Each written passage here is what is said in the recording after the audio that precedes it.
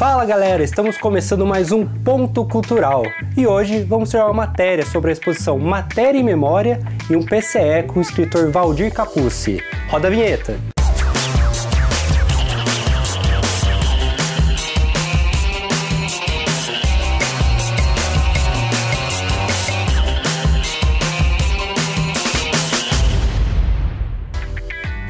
Bem-vindos ao Ponto Cultural, seu ponto de encontro com a cultura de Jacareí e região. E para iniciar o programa, vamos conferir o que a Lívia trouxe pra gente do Centro de Memória? Roda a matéria! Fala galera, hoje a gente está aqui no Centro de Memória de Jacareí para mostrar um pouquinho para vocês sobre a exposição de arte da Daniela Marton. Bora lá? Essa exposição é individual de Daniela Marton, que tem como intuito apresentar um diálogo único entre duas essências na arte, o imaterial e o material. Combinando elementos da pintura com a arte contemporânea, a exposição explora a relação entre matérias físicas e a subjetividade da memória. A diretora de patrimônio da Fundação Cultural de Jacareí, Selma Fernandes, vai nos explicar um pouco sobre isso melhor. Confere aí. O Centro de Memória, para quem não sabe, é um local que abriga os acervos da cidade, né? Tanto o acervo do Arquivo Público quanto o acervo do Núcleo de Arqueologia. E fica aberto de segunda a sexta, das 9 às 16h30. Bom, a Daniela, quando nos procurou, ela sempre falou, né, dessa arte dela e de uma pegada que ela tinha feito na época da pandemia. Então, assim, dentro da sensibilidade dela, ela teve esse olhar de cores, de sombra, de luz e está aqui engrandecendo o nosso hall. Então, o nosso hall ele fica sempre disponível no piso, no térreo, para várias exposições. E hoje nós estamos aqui com essa riquíssima exposição da Daniela Marton. A exposição chamada Matéria e Memória visa apresentar uma série de pinturas que surgiu na época da pandemia, onde as relações pessoais passaram a ser feitas à distância, na qual reforçou ainda mais a busca por elementos arquitetônicos que tivessem algum apelo de memória afetiva para a artista. As imagens dos ornamentos acabaram sendo ressignificadas. E embora a pandemia tenha acabado, esse resgate da memória afetiva proveniente dos ornamentos arquitetônicos continua em suas obras, como uma forma de resgatar essas memórias e vivenciá-las novamente, recriando novos sentimentos.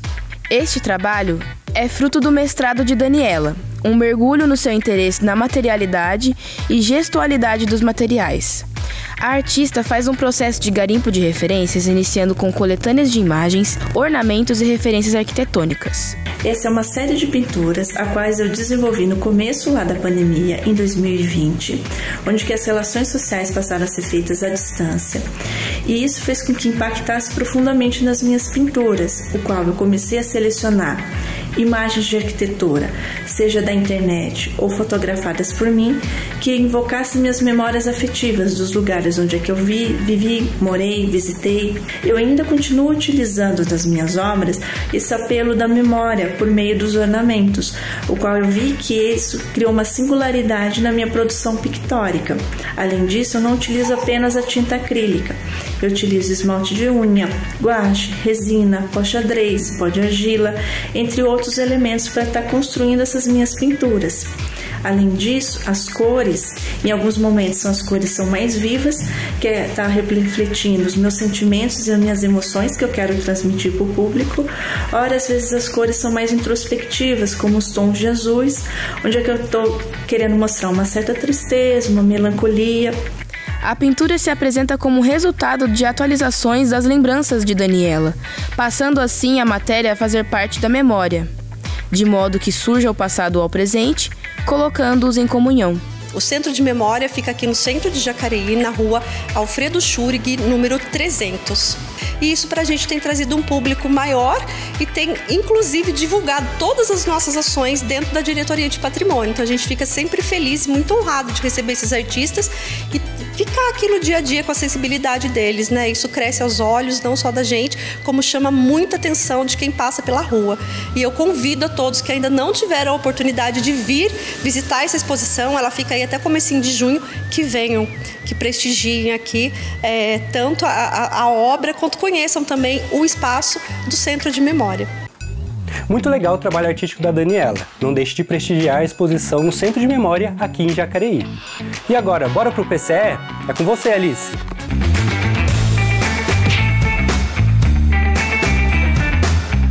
Olá, seja muito bem-vindo ao Ponto Cultural Entrevista. Hoje estamos recebendo o escritor Valdir Capuzzi, que é autor do projeto A Caixa das 7 Mulheres. Olá, Valdir, seja bem-vindo ao nosso programa. Agradeço o convite, estou aqui para falar do nosso projeto, que vai ser muito legal para a cidade. Legal, então. Valdir, a gente sabe que o projeto é um projeto literário, né, que é para incentivar autoras independentes aqui de Jacareí a escrever, certo? Certo. Fala sobre o projeto pra gente. O projeto contém 7 livros de 7 autores diferentes, sendo que 2 delas já têm livros publicados, né? Um infantil e um de poemas, que é a Marisa e a Elke. E convidamos 5 novas escritoras que escrevem há muito tempo, tem muitos textos publicados em Facebook, Instagram, mas tiveram agora a chance de publicar seu primeiro livro. Então estão debutando em literatura com esse livro. Legal. E como que surgiu essa iniciativa? Qual que foi o estopim para começar? Há 2 anos atrás eu fiz um projeto parecido com esse, só que a documentação foi errada dali, que isso é comum, a gente errar o documento e elimina automaticamente. Então eu revisei ano passado e fiz um projeto só com mulheres. E convidei essas pessoas que eu sabia que tinham o sonho de publicar livro, né? Ou publicar um novo livro, né? São todas conhecidas minhas. E juntamos o grupo, propôs a ideia, elas aceitaram também. É um trabalho que está sendo feito já há mais de 1 ano e meio, já nós estamos finalmente na conclusão dele, mas já está rodando há muito tempo. Legal, então é a realização de um sonho mesmo para essas mulheres. Para mim também, porque eu escrevo, tive esse sonho realizado, já tenho 2 livros publicados, eu sei o quanto é importante para nós escritores ter a chance de ver um filho nascer, né? Então, dessa vez eu quis ser parteiro e deu certo, né? Só que vieram 7. Legal, olha só, bastante filho de uma vez só. E qual que a senhora acha que é a importância de incentivar a escrita, principalmente de autoras independentes? Olha, a literatura não vai acabar nunca, gente. Por mais que fale com o celular, essas coisas, essa modernidade, né? Mas não tem como fugir. Mesmo que um jovem hoje goste mais de fazer a leitura digital, né? Mas a leitura não acaba, porque a formação nossa é através da leitura. E a pessoa naturalmente, ela aprende desde criança a falar, escrever, ler gibi. Eu sempre aconselho, ler gibi, ler livro infantil. Prepara desde cedo a criança para se tornar um bom leitor. Quando ela passa a contar a história dela, da vida dela, falar dela mesmo, ela se empolga. Então é natural que o conhecimento que você tem, você resgatar as suas histórias, que dão origem a você escrever livros. Porque todo texto que se escreve, por mais que eu não queira, tem coisa pessoal. Não tem como fugir disso. É verdade, porque faz parte também, né? Até não dá pra ver os traços de cada autor quando ele escreve. Então, eu sempre cito a Raquel de Queiroz, que ela fala assim, ficou bravo dela. Por que não escreve biografia? Você é uma escritora famosa. Eu falo assim, pra que biografia? Quiser me conhecer, dê minhas crônicas. Eu gosto muito de crônica, né? Sempre tem uma pontinha nossa lá. Você pode pegar um tema que for, você inventa uma história, mas um personagem do seu conto é você, pode ter certeza disso. Ou é o seu pai, sua mãe, um amigo, mas você vai pôr coisa sua que você viveu, vivenciou, você vai pôr em qualquer texto, não tem como fugir disso. Verdade. Então a gente pode até chegar à conclusão que qualquer pessoa pode escrever um livro, né? Ainda que não tenha vivido um fato, às vezes a gente vive algo que traz ali, né, um estalo de criatividade. A gente pode escrever também uma obra ficcional. Todos falam mal de todo mundo porque não pode ser história dos outros, né? Eu sempre falo o seguinte nas minhas oficinas, né? Não precisa se preocupar com o português perfeito, gente, porque sempre tem alguém que vai revisar o seu texto. É verdade. Escreva do seu jeito e passe para alguém que conhece a nossa língua, que faz uma revisão. Ela vai arrumar o texto, a parte ortográfica, gramatical, certo? Opa, inverte, às vezes, o primeiro parágrafo combina mais com o terceiro. Essa inversão é comum na revisão, fazer essa mudança. Então escreva do seu jeito. E alguém que vai corrigir vai te orientar. Entendeu? É bacana isso. Tem uma psiquiatra, Ana Beatriz Barbosa, eu gosto muito do trabalho dela. E ela escreveu vários livros e ela fala que ela tem dislexia. Então, né, quando criança, quando ela descobriu que tinha dislexia, ela não imaginava que ela poderia escrever livros. Mas é exatamente isso. Ela escreve ali da maneira dela, depois vem um revisor e arremata tudo. Porque a ideia, né, a essência da pessoa que importa, o que ela vai escrever. O nosso maior vendedor de livros, Paulo Coelho, né? Ele não escreve esse livro. Ele dá a ideia, dá a sinopse, a equipe dele escreve o livro, ele revisa, lógico. Ele dá a ideia geral, a equipe dele monta a história do dia para ele. Depois ele dá o parecer final dele, altera aqui, mexe aqui. O livro não é mais dele, é do grupo de trabalho que ele tem, paga muito bem, por sinal, lógico, né? Porque ele ganha. Então já sente o autor dele, não é mais só dele o livro. Então é natural, gente. Os meus textos, o Veloso, né, revisa tudo para mim. Então, eu sempre falo, a garantia de publicar é quando o Veloso revisa, porque eu sei que eu vou errar a gramática, gente. É natural, às vezes eu falam com gíria, colocar a palavra errada na hora errada, né? Então sempre é bom essa revisão, tá até bom 2 pessoas revisarem, porque escapa coisa. É verdade, escapa.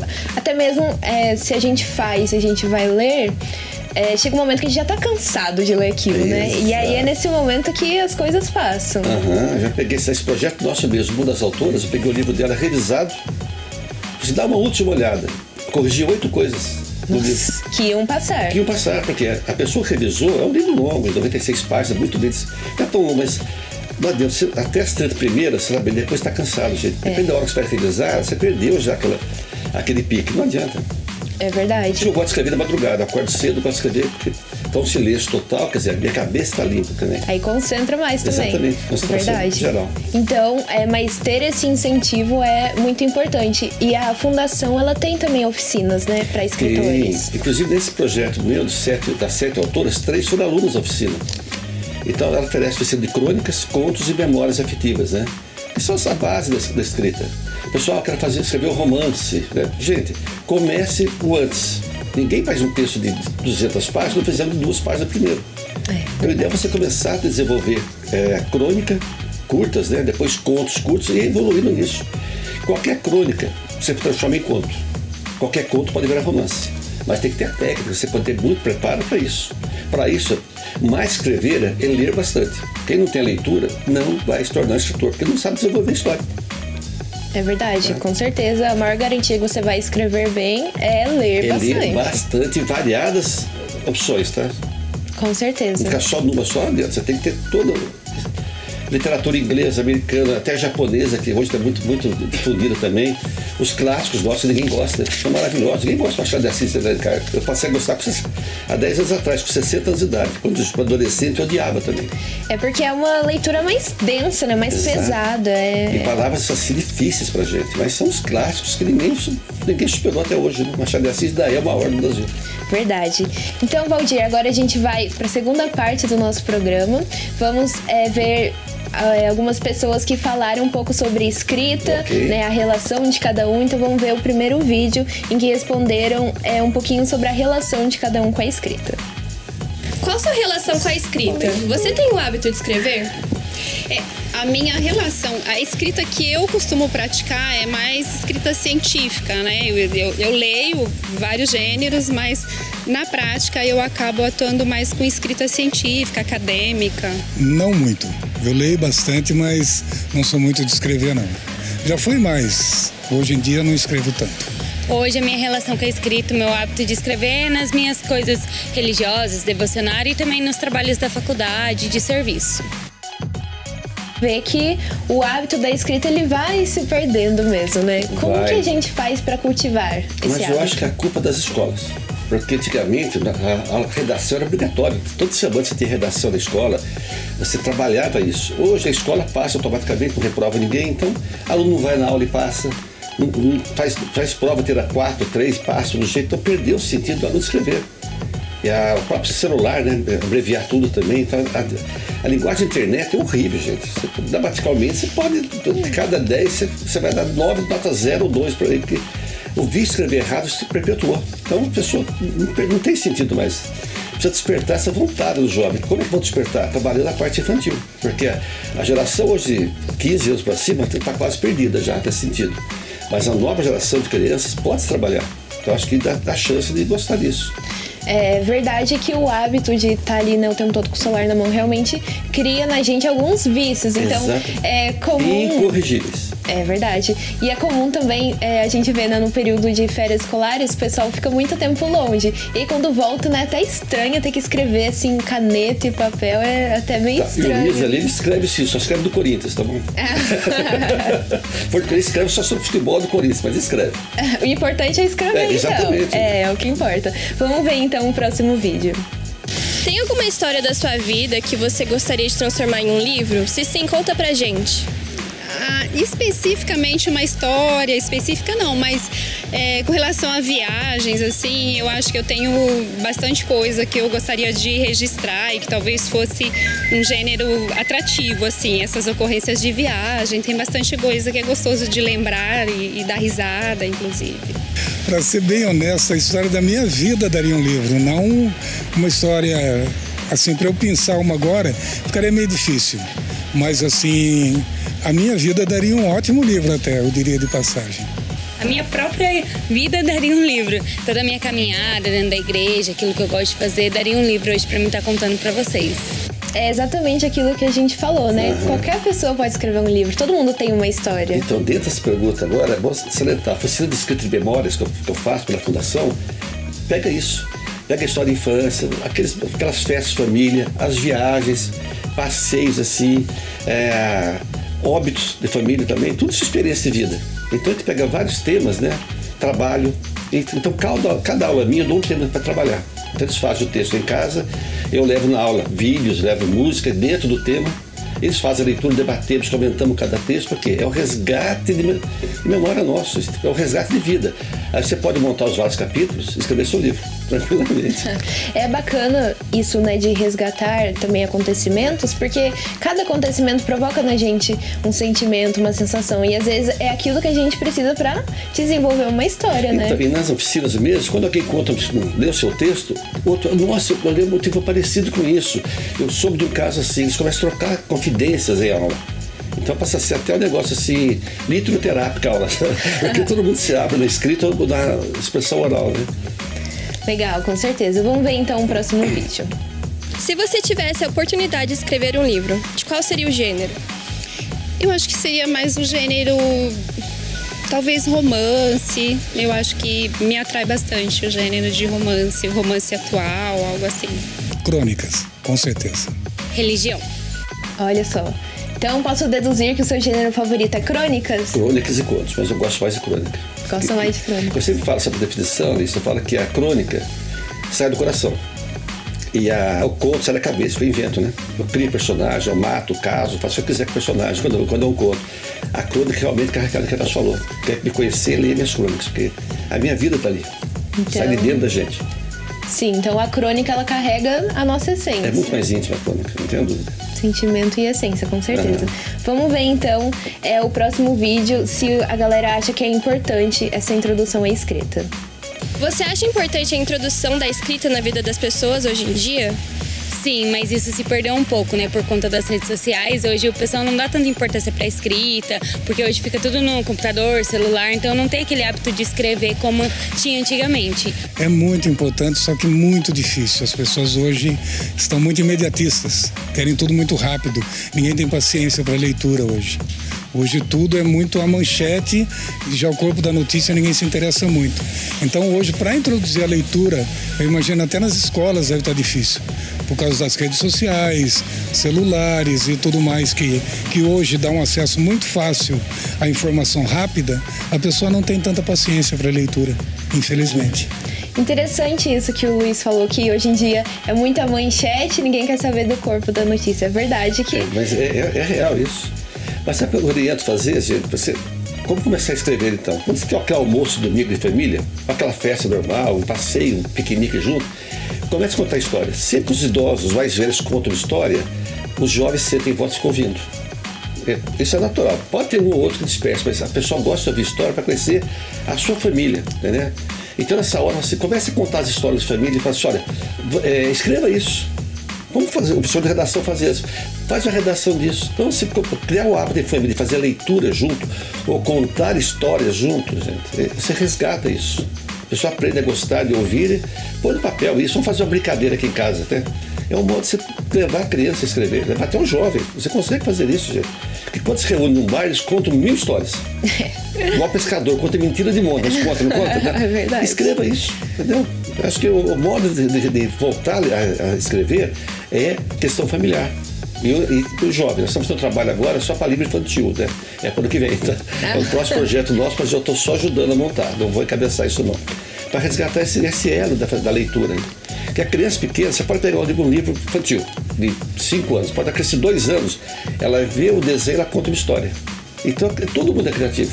Então é fácil resgatar, basta, mas tem que ter vontade do adulto também, isso não adianta. Ele quer que o professor transforme o filho, não adianta. O professor não... Tem 1000 coisas fazendo na sala de aula, a obrigação disso é do pai e da mãe.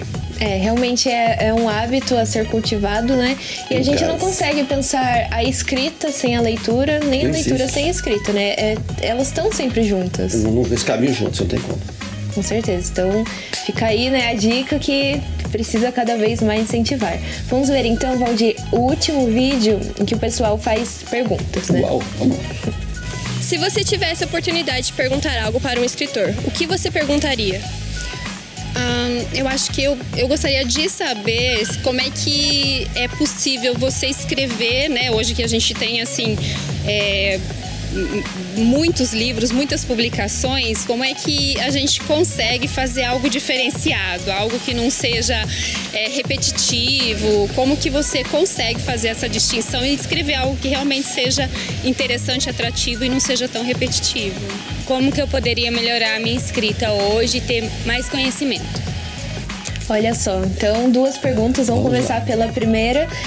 Como que a gente faz então para escrever algo novo, atrativo e fugir daquela mesmice, né, de falar sempre das mesmas coisas? Escrever uma coisa nova é difícil hoje, porque é imensidão de autores e temas, né, e são repetitivos. É igual novelas, é sempre uma história. A moça pobre, ela na favela, casa com o filho do rico, ela descobre que o pai dela é milionário. As novelas estão 50 anos, não muda e faz sucesso, né? Então você pode criar um livro, você cativa o leitor. Agora, tudo depende, você das primeiras páginas já cativar o leitor. Se quiser deixar o suspense pro fim, só a Agatha Christie consegue isso, gente.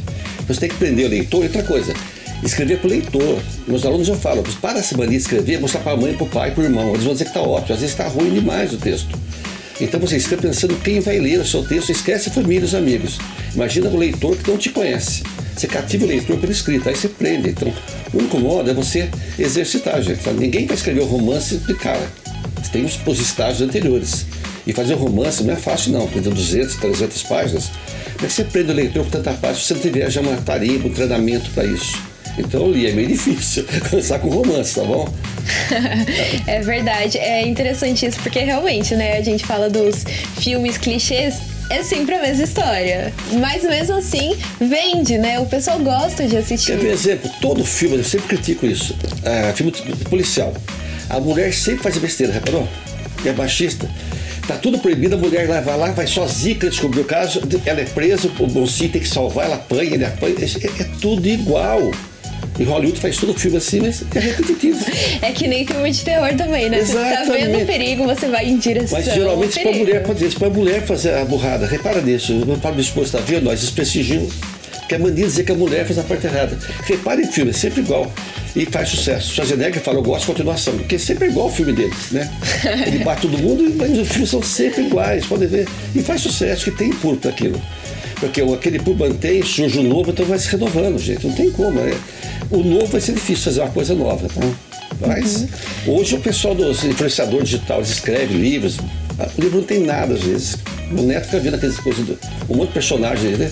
Eu falo, meu Deus, isso é onde que eu errei, né? Mas fazer o quê? Ele tem 10 anos, ele adora isso. E aquele cara faz um livro e vende 200 mil exemplares, 50 mil. E tem valor pro livro dele. Mas o influencer digital é uma nova profissão que surgiu aí. É verdade. Então, algo novo é difícil, mas tem o básico que funciona. Melhor o básico bem feito. Melhor, então, o repetitivo e deixa ele um pouquinho melhor. Cria o clima, gente. Literatura, você criar, conduzir a história de modo a prender o leitor. Se você não prender, ele vai fechar da página 20, página 30. Verdade. Então, a segunda pergunta me foge. Segunda pergunta. Como melhorar a escrita e adquirir conhecimento? Leitura. Leia, leia e leia. Falei. Procure autores do tempo, do começo do século passado, do século atual. Leia autores estrangeiros, tem muitos argentinos bons.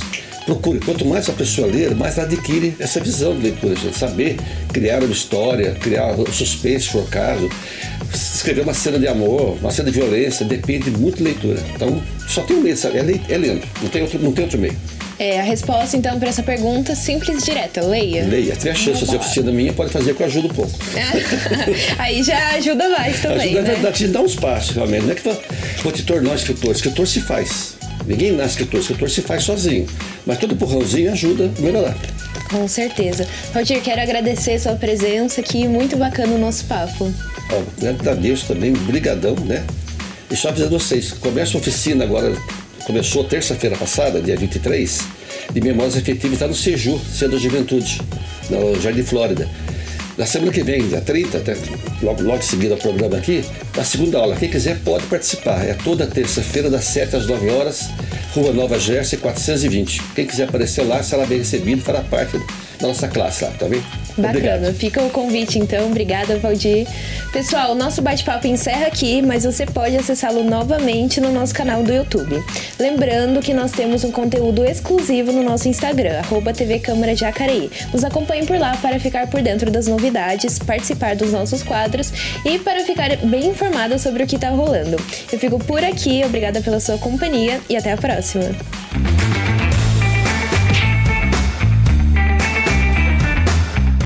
É isso aí, pessoal. O Ponto Cultural fica por aqui. Mas não se esqueça que você pode assistir esse e outros episódios no nosso canal no YouTube. Ah, e também acompanhe a gente nas redes sociais que aparecem aí na sua tela. Eu fico por aqui e até o próximo programa.